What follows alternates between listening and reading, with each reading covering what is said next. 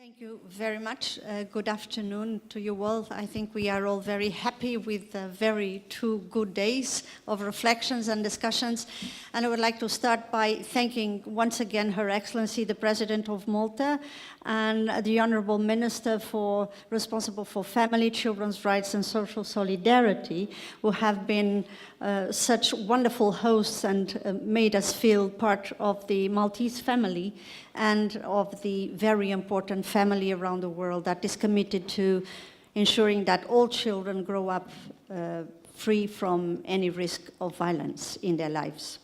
It's difficult to try to make a summary of such a rich discussion, and perhaps I should, before anything, congratulate you all for the wonderful contributions, for the participation of each and every friend present here, but also for the reflections on the important steps that are still missing in each one of our countries to make the world a better world for all children.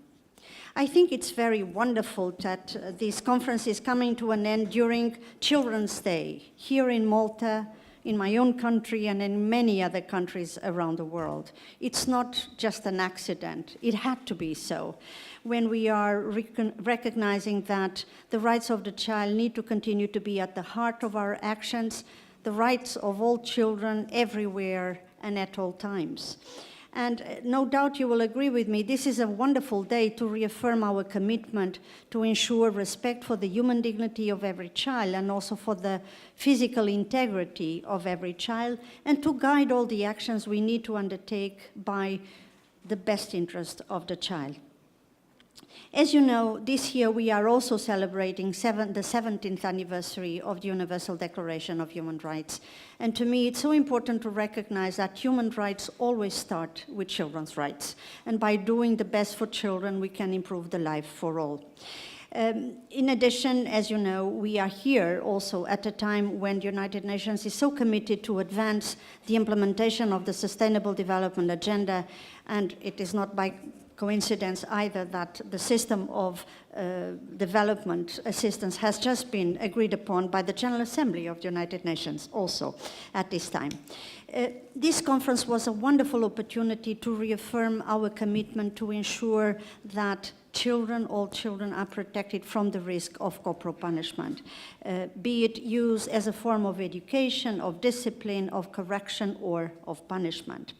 And as you know, here the conference, thanks to the wonderful warm welcome by the Maltese nation and the Maltese authorities, we have been able to benefit from the many lessons that have been shared by governments, by civil society organizations, professional actors at a national level, and also by the academia that has informed our reflections with the important evidence that we have at hand today. Ending corporal punishment, as we have heard, is not just a nice ideal. It is an ethical imperative, but more than that, it is a legal imperative, a legal obligation that states have freely undertaken when they have ratified the Convention on the Rights of the Child.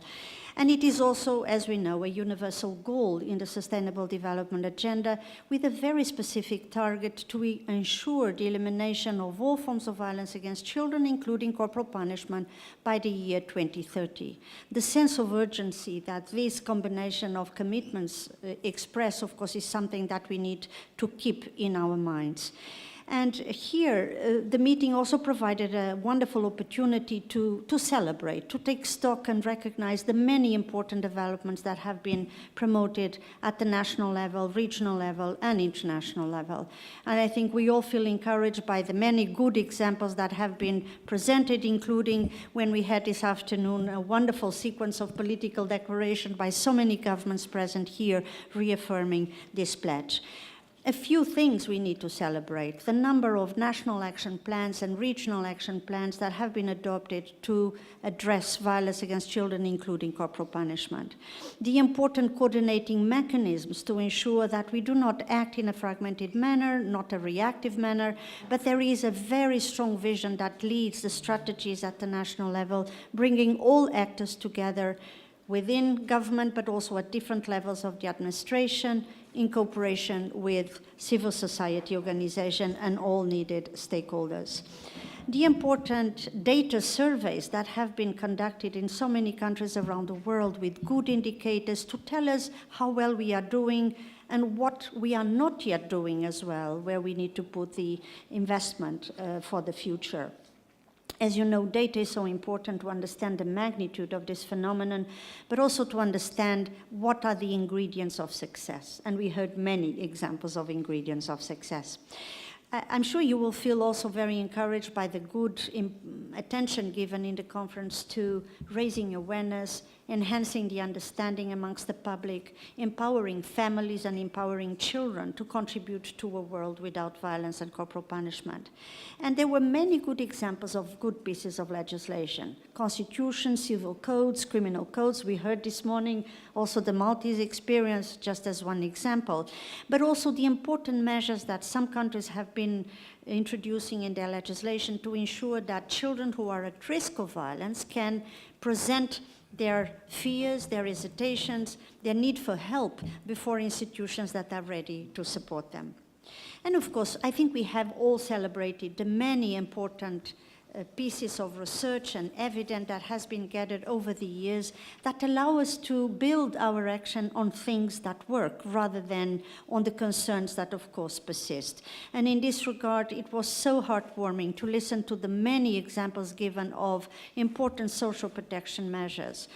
We heard parental leave as one example, the support to families who have small kids, investing in early childhood initiatives, in good parenting programs, all important measures that help to prevent corporal punishment, but also to support families that need to support their children in recovering from the trauma that they may have suffered.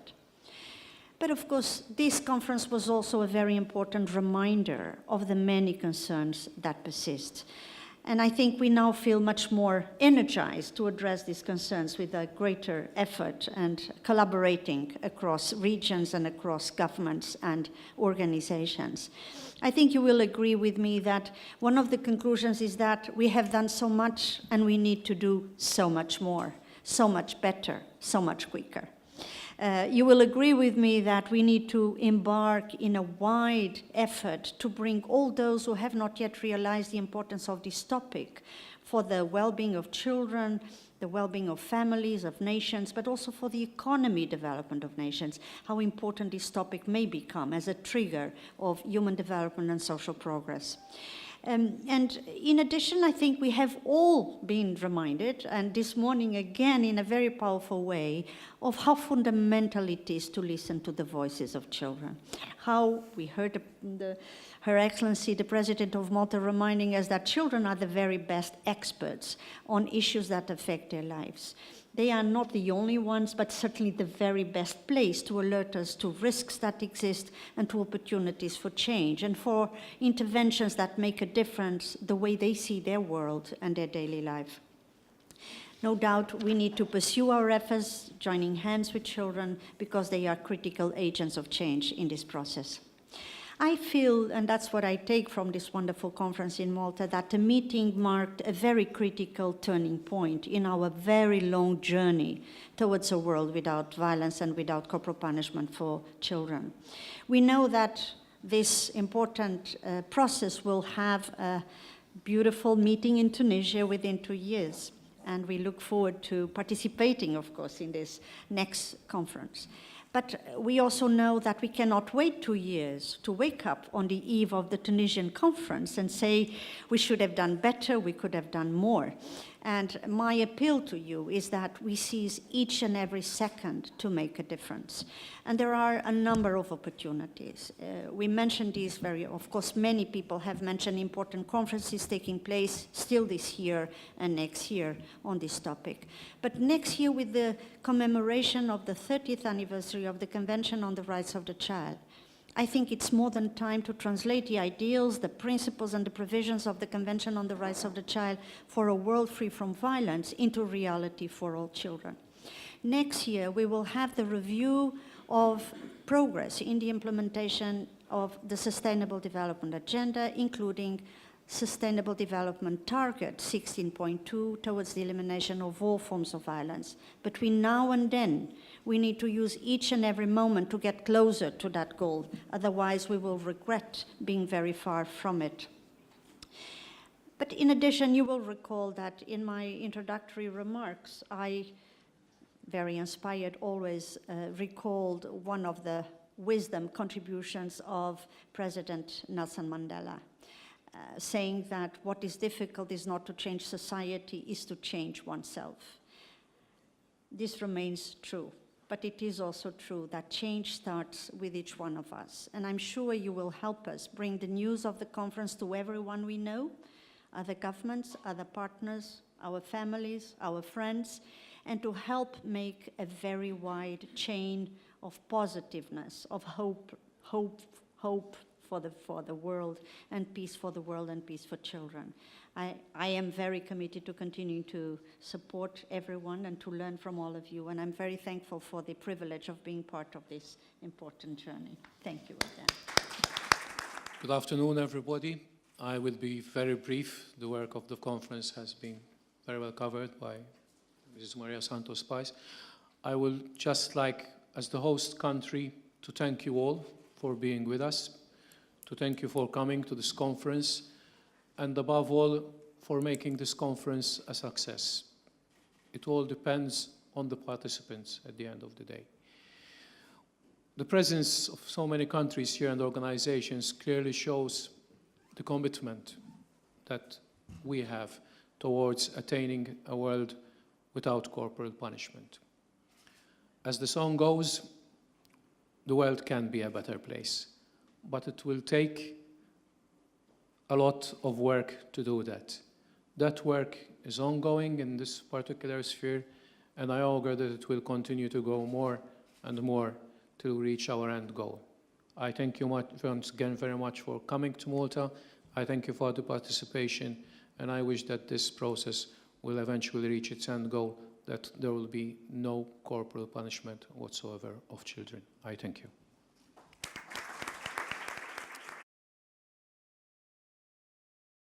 Minister, Marta, I would like to start with the thank yous. Otherwise, I might forget till the end, which I'm not envisaging that my concluding remarks will be long. So first of all, I'd like to thank the team at my office and the President Foundation for the Well-Being of Society, the team at the Ministry of Family, Social Solidarity and Children's Rights, and also the collaborative team at the Ministry for Foreign Affairs and Trade Promotion. All of these people have made a wonderful working group that has managed to put the logistics of this conference in place. Then I would like to thank you, Marta, for being the inspiration behind many, many initiatives, and in particular, a huge inspiration to me personally and to my foundation. Please keep up your very good work, your excellent work. Keep on with the passion that you have and dedication towards the betterment and the enhancement and the well-being of our children, because the children of the world are all our children. Thank you, Virginia, too, for finding time and space for us to be in Malta with us. And then I would like to thank each and every one of you for coming over to Malta and participating so constructively. I will not go into the details because Marta has, as always, so aptly presented in detail the conclusions or the salient points of this conference. But I would like to mention just one point which struck me all through the contributions. Those countries who have already adopted legislation have implicitly or explicitly admitted that they have not managed to reach the goal 100%. So we know that legislation enough on its own is not enough. Many have mentioned that we need policies, we need to ensure that legislation is actually implemented, and many a time it was mentioned that parents have to be empowered. Some have mentioned positive parenting policies, which undoubtedly is very important. But even policies have to be implemented. If policies are simply on paper, they will be as useless as that legislation on paper. So we know, even those of us who have already taken on board and enacted the proper legislation and put it in place, we have not reached our goal. And obviously, then there are countries who as yet have not managed to enact the proper legislation, so they might be a step behind us. So I think we need to continue to take up each other's hands and continue to move forward together. So those who have not as yet enacted legislation, we'll help them through our good practices in terms of legislative provisions in our legislative body, but also us who have enacted legislation and we still believe that we need a culture change, a mental change. We will be together to support each other. So these conferences are not simply a two-day meeting where we can enjoy each other, each other's presence and each other's contributions, but these should be a stimulus to go back to our countries and reinvigorate it, to continue with our journey. And this is a journey. And we know the path. We don't need to reinvent the wheel. We have the CRC, the Convention on the Rights of the Child, soon to be 30 years old. And then we have the Agenda 2030, the 17 Sustainable Development Goals, in particular SDG 16, that speaks so much about the abolition of violence by 2030. So these two instruments are a system of values which lay out the path so clearly for us. So we need, after such a conference, we go back really invigorated, knowing the path and work and endeavor to reach our goals, but also in the process, help each other with by sharing our good practices, by connecting with each other, and continue to share information so that we can be, we will not invigorate ourselves only every 2 years, but the network that we manage to bring together through such conferences will be an effective network to help us through from one conference to another. And in the meantime, as Martha have said, please let's spread the word. We should not feel that we have a responsibility only to our countries. We have a responsibility to all the children of the world. When we speak of children, we need to feel that I'm not only responsible, I don't say our children only for the Maltese and Gazettin children in my country, but I feel when we say our children, each and every child, wherever he or she are in any corner of this world. So let's go with this in our hearts, to think of all the children of the world, first and foremost, our first responsibility, but then to reach out to each and every one of us to continue to strengthen this network, enhance this network, so that when we go to Tunisia in 2020, we'll go there with more information to share. We will be there with with a more courageous approach to continue to help others who might not have reached our steps. So thank you so much for being such a beautiful experience to us all, for inspiring each other. And we augur that you will manage much more steps in reaching the goals as put forward by the CRC and the Agenda 2030. We'll see you in Tunisia, hopefully, just across the sea.